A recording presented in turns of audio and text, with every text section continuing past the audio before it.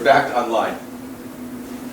We'll see also that while we can have a nice equilibrium here with no children working and a high wage, there's also another equilibrium here which has a very low wage and has the children working.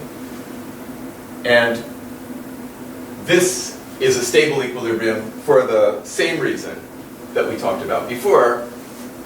If the wage were lower than that equilibrium, firms would like to hire more workers than there are.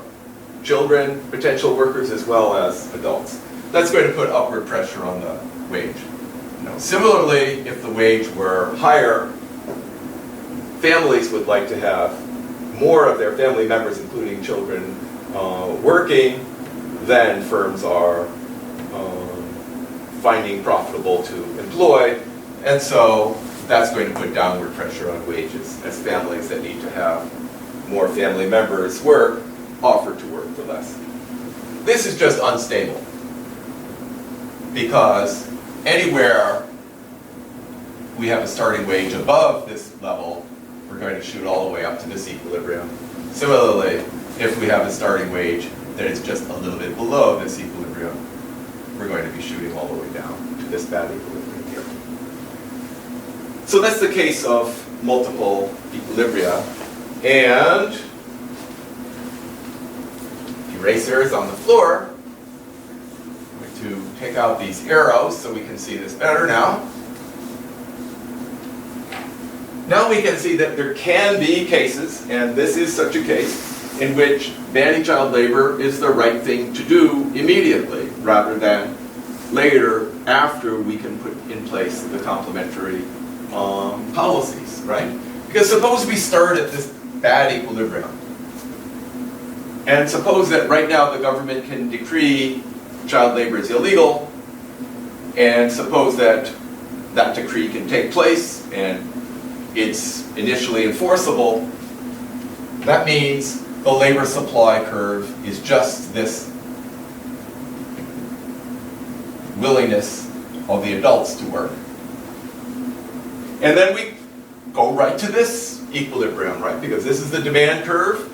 This is the only part of the supply curve that remains when we've banned child labor, and we happily go to this much higher wage. Only adults work. All the families are happy because they've only sent their children out to work because they absolutely have to. So this is a framework in which we can be better off simply by banning child labor. So we've seen that banning child labor can be a good policy from the point of view of family welfare, but it can be too much too soon unless we have other policies in practice. Right?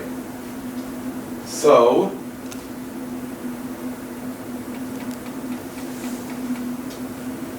let me turn to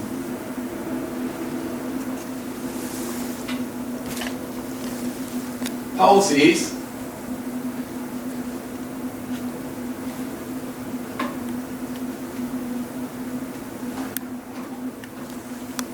Find the slide for policies. And there we are. Other approaches to child labor policy. There we go. Okay, so, all right. For this last segment, we're going to talk about other approaches to child labor policy. And there are four main ones and an additional discussion that's also going on. The first approach is to find some way to help get more children into school. This has been the case with the original Millennium Development Goals, of course with the Sustainable Development Goals, and many other strategies. An example is building new village schools so that the costs of sending children to school is less. That can make the difference in whether there's child labor also. Providing some enrollment incentives for parents. We will come to this. The pioneering Progresa Oportunidades Prospera, now it's called, program in Mexico, of which there's the detailed case study at the end of chapter 8, was a pioneer here. Essentially, they were can be thought of at least as paying parents not to send their kids to school, with extra income transferred to the family as they kept children in school. So this helps make up for the problems that parents think they have no choice but to send their children to school, to work, giving them an opportunity to send the children to school because there is a substitute source of income or lowered costs. Another approach that used to be considered the World Bank approach, they have since changed this approach. That is to consider child labor as an expression of poverty. That's understandable. Of course, that's the luxury axiom. It's because families are poor that they send their children to work. They wouldn't otherwise do so. So the idea here is that we won't look directly at child labor. We know the way to end child labor is to end poverty, so we're going to focus on ending poverty.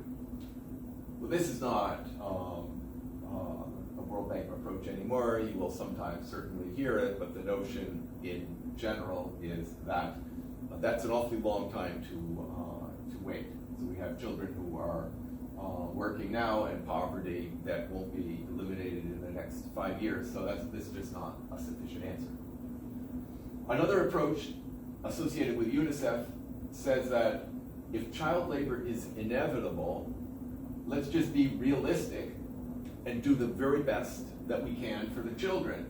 So regulate child labor carefully to protect the children and to provide support services for children who are working.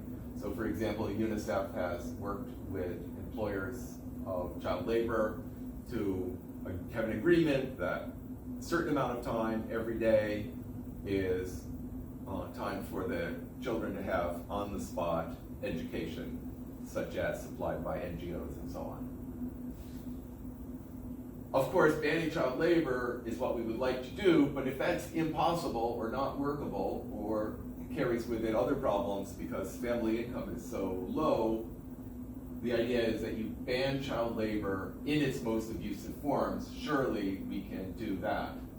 And the most abusive forms include, rather obvious abuse that may involve sexual abuse or pornography and other kinds of abuse, such as long hours of work, unreasonably, very long hours of work, unhealthy conditions in which you work, such as exposure to smoke and so on.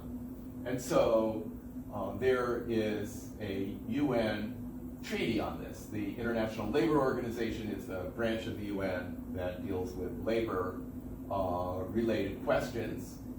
They're based in Geneva. They were the sponsor of this convention, the Worst Forms of Child Labor Convention, and many countries have signed, and it's in force as a UN treaty as a result.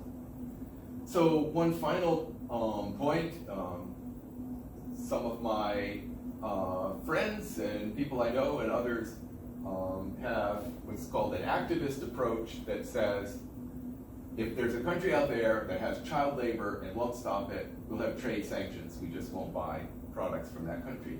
It's well-meaning, but I think it's essential for me to point out the deep problem that is likely to occur. Remember, at least in our framework, the families are sending the children to work because they have to. So if you ban modern sector work, which is what you can see, the area that you can effectively have trade sanctions on, if you do that, the result is children can't work where you can see the work and regulate it. They're going to be forced out into the informal sector where conditions are almost certainly going to be worse. And so these trade sanctions also, by the way, could mean that modern sector enlargement growth is slowing because the country can't export as much. So, as well-meaning as it is, this is something to be careful about. Be very careful about unintended consequences. Taking all of these things together, child labor is not inevitable, it's not hopeless. There's something we can do to end it. Certainly in the longer run and in the short run, there's a great deal that we can do to help families. Eventually, we can certainly ban child labor. In the meantime, there's a lot of things that we can do to help families who are otherwise so desperate that they send their children to work to have some alternatives. Cash transfers, conditional cash transfers, in which you provide money if they send their children to work, to school, rather.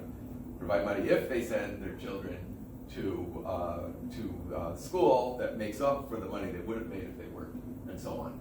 So I will end this segment here, and we'll continue talking about further issues in human capital next time.